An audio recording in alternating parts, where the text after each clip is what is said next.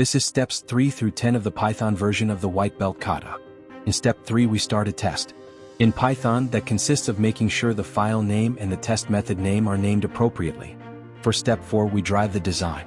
Here's where we make the design choices for our application. We could name our object and class a prime number generator or a finder or a calculator. I'll choose the term prime number calculator.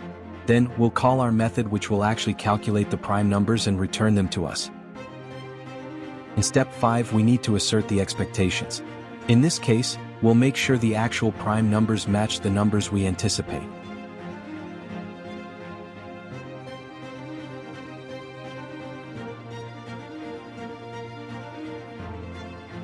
For step 6 we need to make the program compile. Python is not a compiled language. So, we need to ensure that there are no compilation warnings or errors, denoted by yellow and red squiggly lines. When the test fails with an assertion error, we're ready for the next step.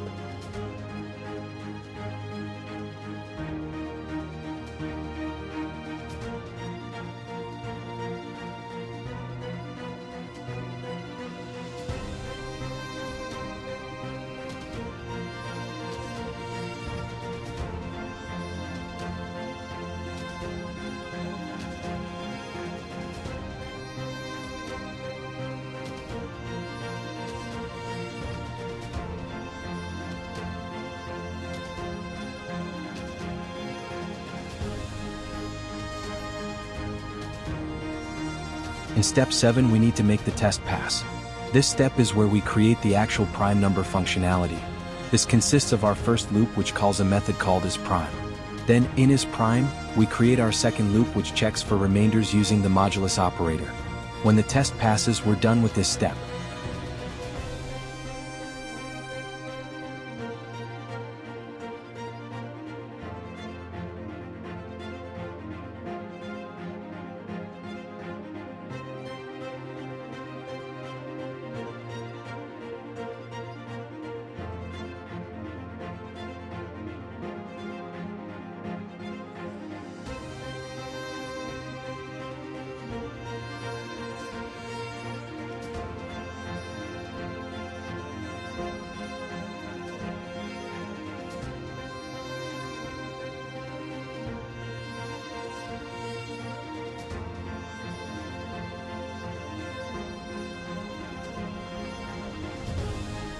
For step 8 we refactor.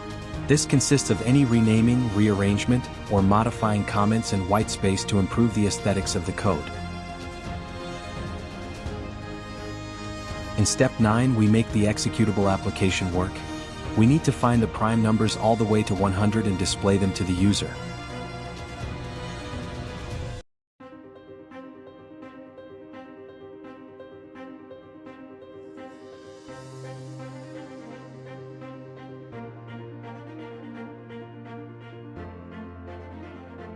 Finally, step 10 gives us one more chance to refactor.